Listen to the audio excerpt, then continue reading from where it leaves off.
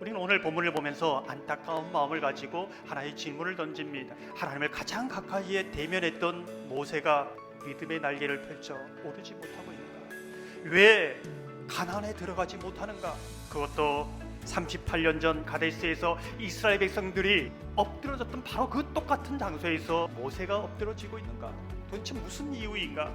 이런 모세의 모습은, 이스라엘 백성들의 모습은 거친 강야를 걷고 있는 우리에게 무엇을 말해주고 있는가?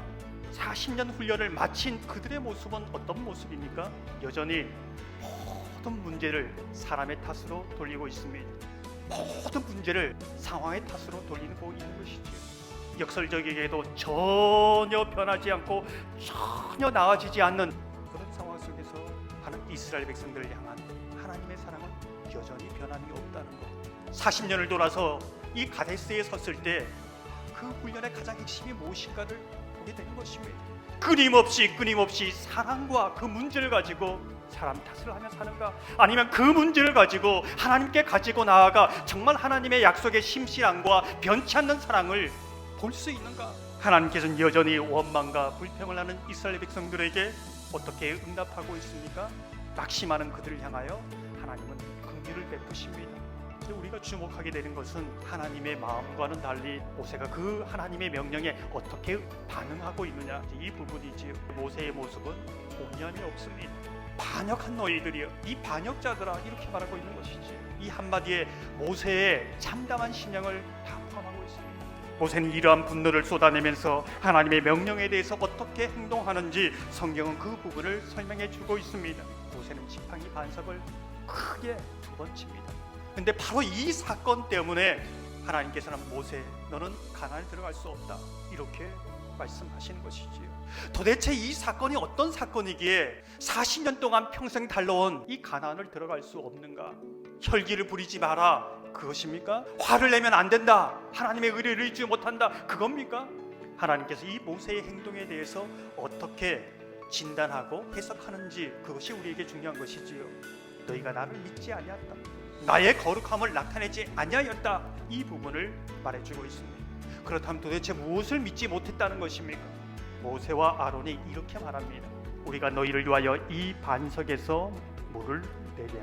모세와 아론이 반석에서 물을 내었습니까? 아니지요. 모세와 아론이 만나와 메추라기를 주었습니까? 아닙니다.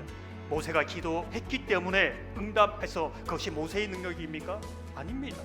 모세는 네가 이 반석에서 물을 냈다고 말하고 있습니다. 우리는 신앙의 삶에 2가지 고백을 하며 살아간다고 생각합니다. 그 첫 번째 고백이 내가 뭐라고. 모세가 처음 부름 받을 때에 내가 뭐라고 하나님께서 이 큰 은혜를 주십니까? 내가 뭐라고 나를 구원하십니까? 이렇게 말하지 않았습니까? 모세는 내가 뭐라고 마른 막대기와 같은 나를 살려서서 이스라엘 지도자로 삼으십니까? 이렇게 말하지 않았습니까? 내가 뭐라고 모든 것이 하나님의 은혜였고 하나님이 하신 일이었습니다. 그런데 이 고백이 변질되기 시작하는 것이지. 내가 누군데, 이걸로 변질되는 것이지. 모세는 내가 누군데 이 말을 하기 시작하면서 사람에 대해서 억울합니다. 분노를 쏟아내는 것이지요.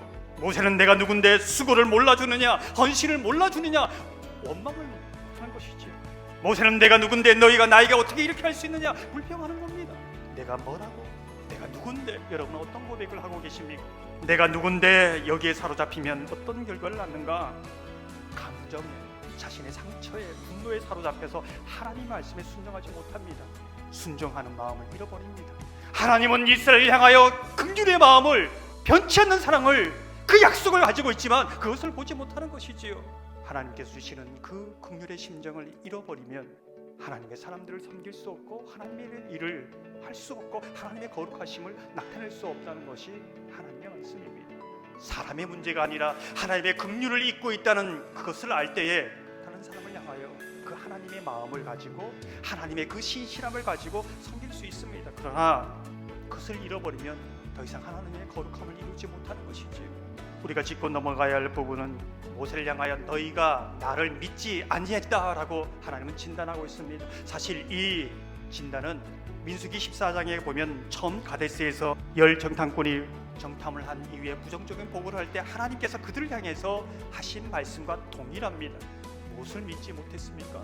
하나님은 그 약속, 하나님이 하신 약속을 신실하게 지키신다는 겁니다. 이루신다는 겁니다. 그것이 하나님의 거룩하심입니다. 이스라엘 백성의 거룩함이 끼어지고 모세의 거룩함이 끼어져도 오늘 본문을 보면 하나님은 스스로 하나님의 거룩하심을, 그 백성을 향한 하나님의 사랑과 하나님의 약속이 영원함을 보여주시는 것이지요. 우리는 가데스에 섰을 때 모세처럼 넘어지고 있지는 않은가, 그것을 묻고 있는 것입니다. 정말 사람의 문제 거기만 얽매여 하나님의 약속과 하나님의 신실한 사랑을, 그 하나님의 경영을 보지 못하는 건 아닌가, 이 부분을 묻고 있는 것이지. 모세는 말합니다. 너희 같은 백성을 누가 받아줄 수 있느냐, 누가 계속해서 참아줄 수 있느냐, 너희가 어떻게 하나님의 백성이냐. 하나님은 말씀합니다. 모세야, 내가 그들을 사랑하여 가나안 땅으로 들어가게 하겠다고 말하지 않았느냐? 너는 내 말을 정말로 믿고 있느냐? 그런데 언제나 사랑하는 그 사랑의 마음을, 긍휼의 마음을 아직도 모르느냐? 신약에 보면 오늘 이 반석을 예수 그리스도를 얘기하는 것이죠. 많은 사람들이 얘기하지요. 당신을 다 버리고 도망가 버린 제자들을 어떻게 사랑할 수 있습니까? 예수님은 말씀합니다. 그러한 자들을 사랑하는 것이 하나님 아버지의 마음입니다. 그 마음을 알고 십자가를 지는 것, 그것이 하나님의 거룩하심을 나타내는 것이었습니다. 사랑하는 성도 여러분, 다시 저와 여러분은 가데스에 서 있지 않습니까? 내가 뭐라고 그 고백이 여전히 여러분의 고백입니까? 아니면 내가 누군데 아직도 사람의 문제, 사람 탓, 상황 탓만 하며 이스라엘 백성처럼 모세처럼 그 고질병에 걸려있지는 않습니까? 땅에 붙들려 있는 그런 삶은 아닙니까? 저와 여러분이 내가 뭐라고 이 처음 고백을 회복하면서 하나님이 오늘도 여전히 조금도 변화되지 않고 조금도 나아지지 못한 이스라엘 백성들을 향해서 사랑을 베풀고 신실한 약속을 지키는 그 사랑에 응답하며 주의 거룩하심을 이루어가는 복된 삶이 되시기를 주님의 이름으로 축원합니다.